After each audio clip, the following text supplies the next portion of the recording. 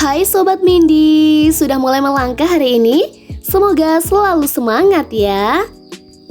Di video kali ini kita akan bareng-bareng nih bahas tentang 8 macam keran pendapatan.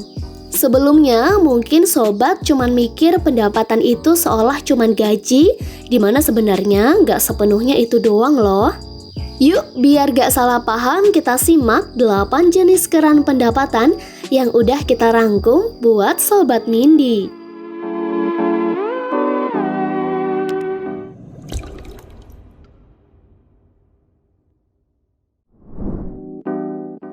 Nah yuk kita bahas keran pertama yaitu sweet income atau pendapatan dari keringat. Keran pendapatan ini yaitu layaknya gaji yang kita terima per bulan pada perusahaan tempat kita bekerja. Nah Sobat Mindy, dalam keran ini kamu harus menukar tenaga dan waktu kita untuk uang. Coba, pernah nggak sih kamu hitung berapa gaji kamu jika dihitung per jam nih Sobat? Yuk sekali-kali hitung berapa jumlah gaji bulananmu jikalau dibagi dengan berapa ratus jam kamu kerja dalam sebulan. Dan kamu akan tahu harga kerja kerasmu sekarang. Sebagai contoh saja ya Sobat Mindy, semisal gaji kamu sebesar Rp4.400.000 dalam sebulan. Jika sehari kamu bekerja selama 8 jam dan libur 2 hari pada Sabtu dan Minggu, maka dalam seminggu kamu akan bekerja selama 40 jam.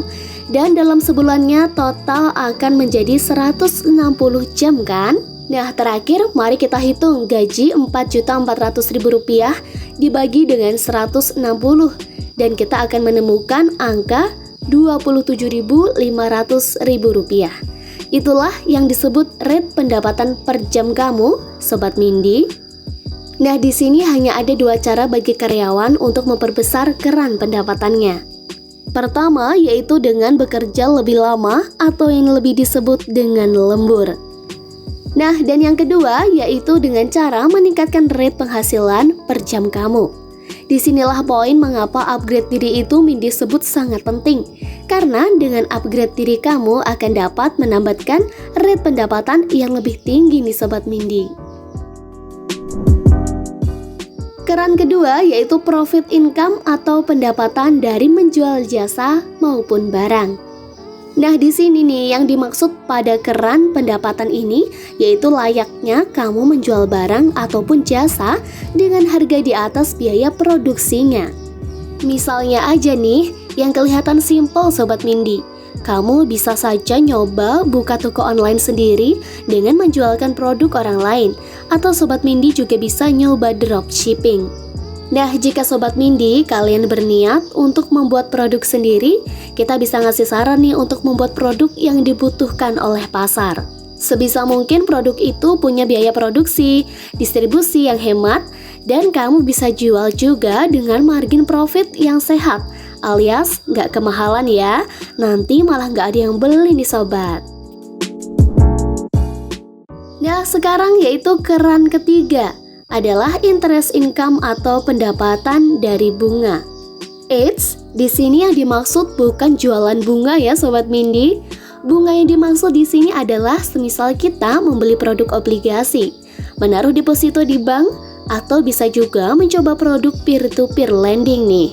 Nah Sobat, di mana uang yang kita taruh akan dikembalikan dalam jangka waktu tertentu beserta bunga yang sudah disetujui ya. Nah, yang harus kamu perhatikan jika kamu ingin mendapatkan interest income di sini, kamu harus memilih produk investasi yang legal dan diawasi oleh OJK. Nah, jangan mudah tergiur ya dengan tawaran bunga tinggi oleh produk investasi bodong ya Sobat Mindy. Biasakan lakukan riset terlebih dahulu sebelum membeli produk sehingga kamu akan lebih bisa memanajemen uangmu. Yuk, sekarang kita memasuki keran keempat, yaitu rental income atau pendapatan dari menyewakan barang. Di sini jika kamu punya mobil, rumah, kos-kosan, ataupun aset lain yang bisa disewakan, bisa juga loh untuk mencoba membentuk income baru dari rental nih Sobat Mindy. Di sini, untuk jenis keran satu ini memang memiliki kekurangan, yaitu membutuhkan modal besar untuk memulainya. Dikarenakan rata-rata aset yang disewakan tentunya bukan barang dengan harga murah kan sobat? Namun, di balik kesusahan modal awalnya, jikalau kamu sudah mapan di keran ini, tentunya merasakan nikmatnya menjadi juragan nih. Hayo siapa yang udah ngiler pengen jadi juragan kosan nih Sobat Mindy? Nah, selanjutnya kita pindah ke keran kelima. Nah, keran kelima yaitu capital gain. Singkatnya, untuk keran satu ini yaitu ketika kamu akan mendapatkan keuntungan dari nilai asetmu yang bertumbuh.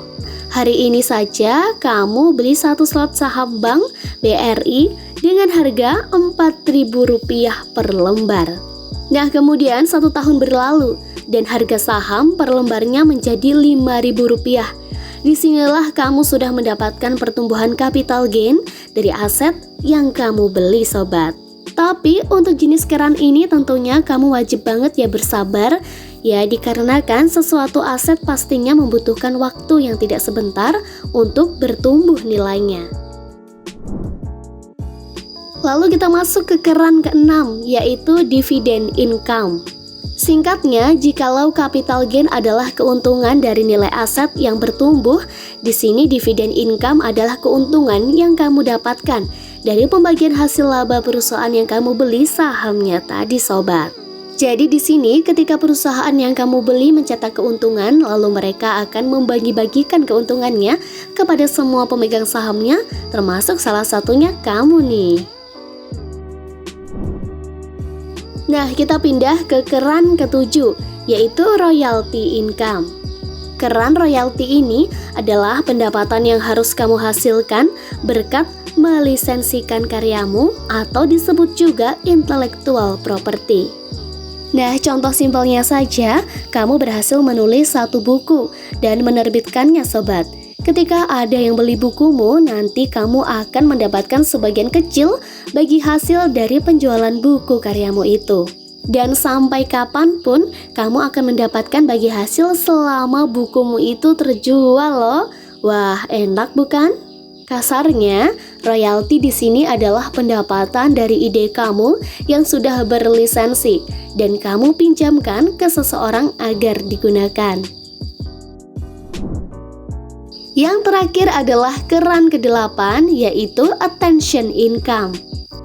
Di sini buat keran satu ini pasti anak milenial banget gak sih? Hayo lo, siapa sih yang zaman sekarang gak tahu YouTuber? Nah, bener banget, itu adalah salah satu dari keran pendapatan attention income, di mana kamu bisa mendapatkan penghasilan hanya dari atensi yang kamu dapatkan ketika membuat sebuah konten Sobat Mindy. Menarik bukan?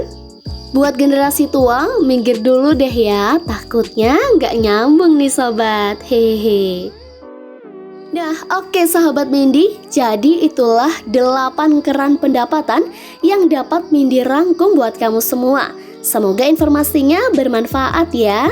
Dan yuk, mari sama-sama kita cek, sekarang kita sudah punya keran berapa nih? Nah, tulis jawaban dan pendapatanmu di kolom komentar ya.